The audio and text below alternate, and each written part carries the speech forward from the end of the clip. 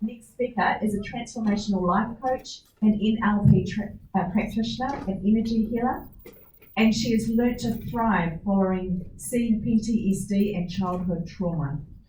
She will be sharing her insights that she's learnt through her life experiences about overcoming adversity and turning her deepest pain into her greatest gifts. You sensing a theme here? And how you can fully step into your power and create the life that you truly envision. I'd like to welcome Sheree Stewart.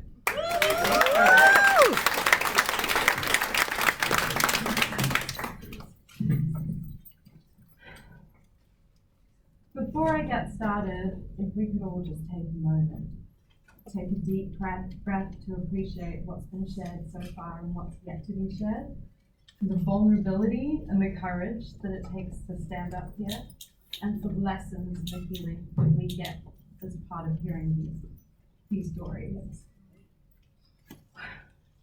What I'd also love to do is acknowledge each and every one of you for actually showing up today, because I know it's not easy to take time out for yourself, for your own growth and healing.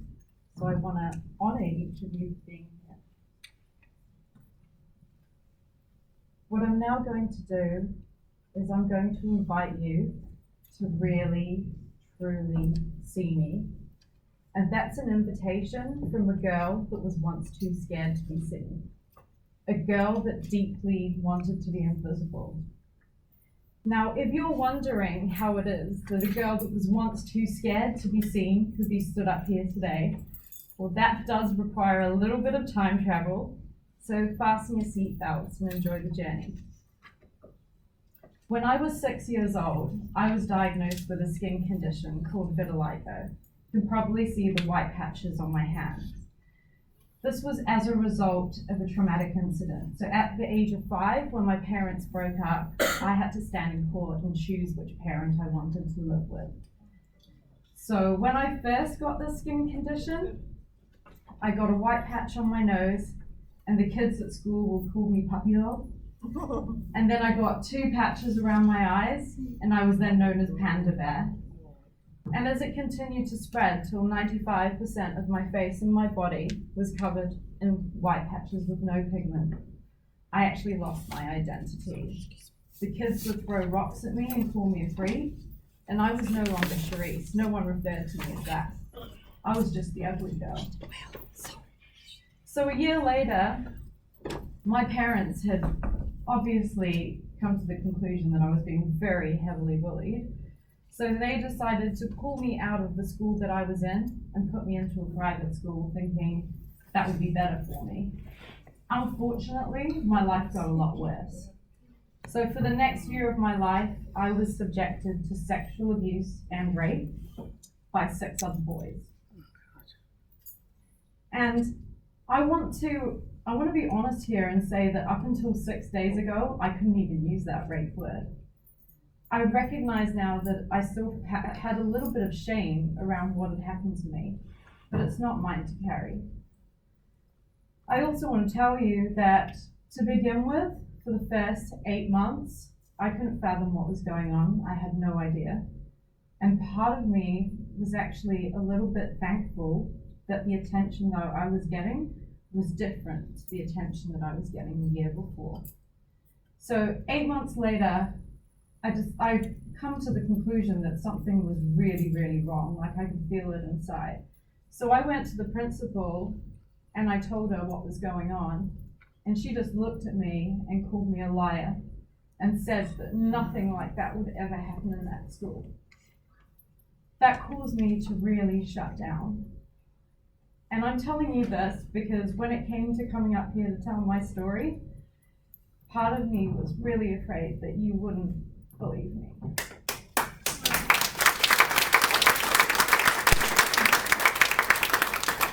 So in my 20s, I went through one toxic relationship, an abusive relationship after another. And I later reflected and realized that that was just my way of avoiding my own deep-seated issues by focusing on someone else's and focusing on fixing them instead of me. So when I was 22, I found myself in a really dark place. I was suicidal I had acute depression, and I was later diagnosed with CPTSD, which is complex post-traumatic stress disorder. I want to say that at this moment in my life, I did not think about the impact that it was going to have on anyone else around me. I was just so stuck in my pain. I felt that life was never going to get any better for me, and I just wanted it to be over. Luckily for me, though, the silver lining is I had a really good friend that used to come over unannounced, and she came over that day, and she found me sitting at my desk with a razor in my hand. And she looked at me and she said, "Charisse, you really need to go and get some help." And she told my parents. And what I strongly urge you is, if you know anybody that you think is at a risk of doing this, then please tell someone. Because if she hadn't have done that, I wouldn't be standing here today. So, following on from that, I went and got some help. I went to do some counseling, and I found it really, really helpful. I got some great tools. But what I recognized was my mind was in a really dark space, and I really needed to work on that, and it was something a lot deeper. So I ended up at a 10-day silent meditation retreat.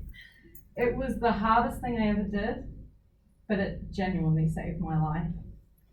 In that 10 days, I learned to observe and not react. I learned to sit with my emotions and allow them to flow through me, knowing that nothing would last forever. Everything was impermanent. When I came out of that 10-day meditation retreat, I made a decision, a conscious decision, that I really wanted to live. But not only did I want to live, I wanted to make it count. I wanted to make it matter. And so going forward, I recognized that my life purpose from then on out was to ensure that I could help as many people as possible from being in that position that I was in, if I could do anything within my power.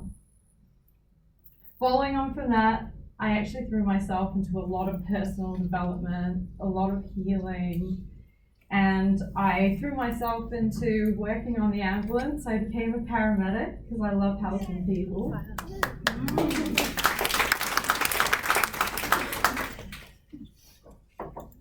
I met my beautiful life partner as well about 3 years ago, and I want to just say, he's not here today, but when I was in a relationship before him, I always felt like I was losing myself and taking 10 steps back.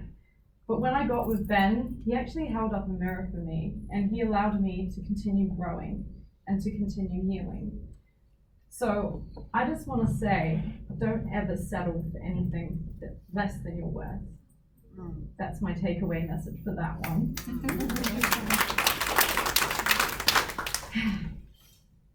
This is also the second time I've ever shared this story in public, so. Right. Yeah, so I actually burnt out as a paramedic 18 months ago, and it's really difficult when you're in a position where you think that that's going to be your career for the rest of your life, and it just isn't. So I ended up going to see a life coach. I totally recommend seeing one. And when I saw her, interestingly enough, I went to her thinking, please tell me what to do with my life, help me. And that's not how it works. She asked me some really great questions, which heightened my own sense of awareness and my own understanding of myself. And about 4 or 5 months later, I decided that that was what I wanted to do with my life. Through my own transformation, I really wanted to be able to be a witness to others, which is beautiful. So, what is the meaning of life? I think we all ask this question, and there's been quite a few answers today. When I think of it myself, I think of us all as lighthouses. So when we shine that light, we pave the way for others that are navigating through the darkness. And when they get to the end of the tunnel and they light up, they find the light, they then become lighthouses. And then they pave the way for others also navigating through the darkness. And that's just a beautiful ripple effect. So I acknowledge the light in all of you as well. We're all lighthouses. Now, this is Not really something that I planned for, but I'm actually going to sing you a song because it sums up my journey. And it's a song that I wrote myself. It's called Metamorphosis.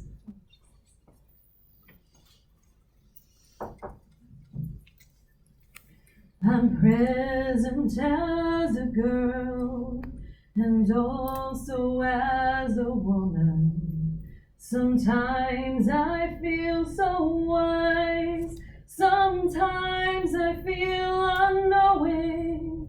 I reach into my heart, I dig so very deep. Some layers are so uncomfortable, and yet I keep on going.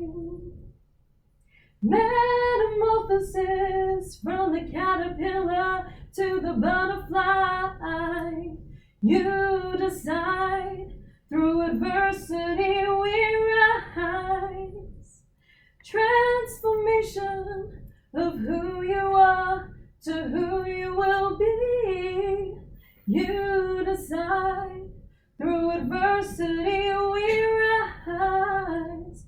Open up your heart and you will finally see me. I've been here all along, waiting in my vulnerability. I tried to urge you along, but it was not your time yet. You had to make it on your own, so you would live with no regrets.